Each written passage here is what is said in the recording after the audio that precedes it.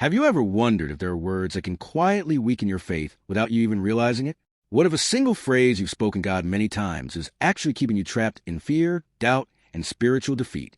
The Bible teaches us that our words matter. Proverbs 18 verse 21 says, "Death and life are in the power of the tongue." Today, we're looking at 6 words or phrases that Christians should never say to God, not because God is offended by honest emotions, but because these words often reveal a heart that's drifting away from trust. Stay until the end, because the 6th one is surprisingly common, and many sincere believers say it without realizing its spiritual impact. Let's begin. Before we start, let me make one thing clear.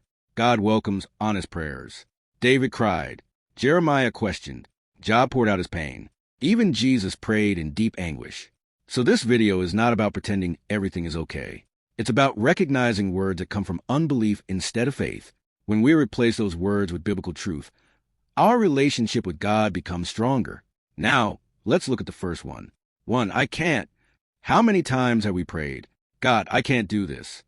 While it's true that we are weak on our own, the problem begins when we stop there. The Bible never tells us to focus on what we can't do. Instead, it points us to what God can do through us. Philippians 4 verse 13 says, I can do all things through Christ who strengthens me. Notice the difference. Not, I can, but through Christ. When Moses said he couldn't speak, God empowered him. When Gideon said he was too weak, God called him a mighty warrior. When the disciples felt incapable, God filled them with the Holy Spirit.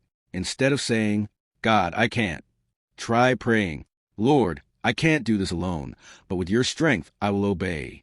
That simple shift changes everything. 2. You don't care. In painful seasons, it's tempting to think God has forgotten us.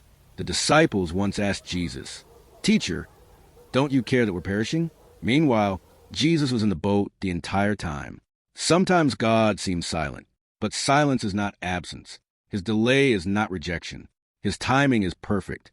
Romans 8 verse 28 reminds us that God works all things together for good for those who love him. When you feel abandoned, remember the cross.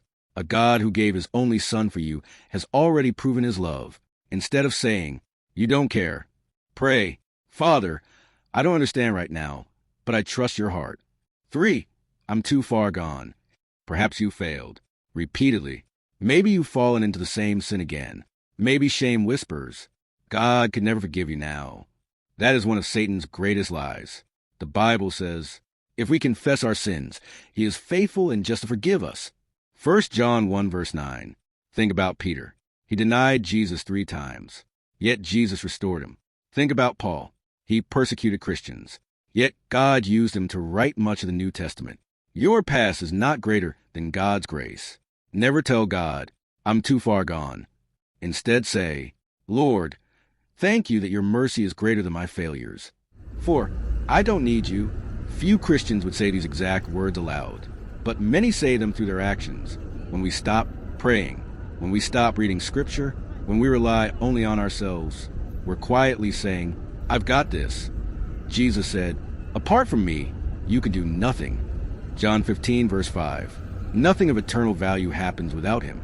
Pride tells us we're sufficient. Faith reminds us we're dependent. Every day should begin with the humble prayer, Lord, I need you today. Because we truly do. 5. Why are you punishing me? When suffering comes, many immediately assume God is angry. But not every hardship is punishment. Sometimes God is preparing us. Sometimes he's protecting us. Sometimes he's growing our faith. Hebrews tells us that God disciplines those he loves. Discipline isn't rejection. It's loving correction. Think about Joseph. Years in prison. Yet God was preparing him to save nations. Think about Job. His suffering had a greater purpose than he could see. Instead of asking, why are you punishing me? Ask, Lord, what do you want to teach me during this season? That question opens the door to spiritual growth. 6. My problem is too big. This may be the most common phrase Christians say. Our prayers become filled with descriptions of the mountain, instead of declarations about our God. Remember David. Everyone else saw Goliath. David saw the Lord. Remember the Red Sea. Israel saw an impossible barrier. God saw an opportunity for a miracle. Jeremiah 32 verse 27 says, Is anything too hard for the Lord? The answer is no. No sickness. No broken marriage. No financial struggle. No addiction. no impossible situation. Your problem may be too big for you, but it has never been too big for God.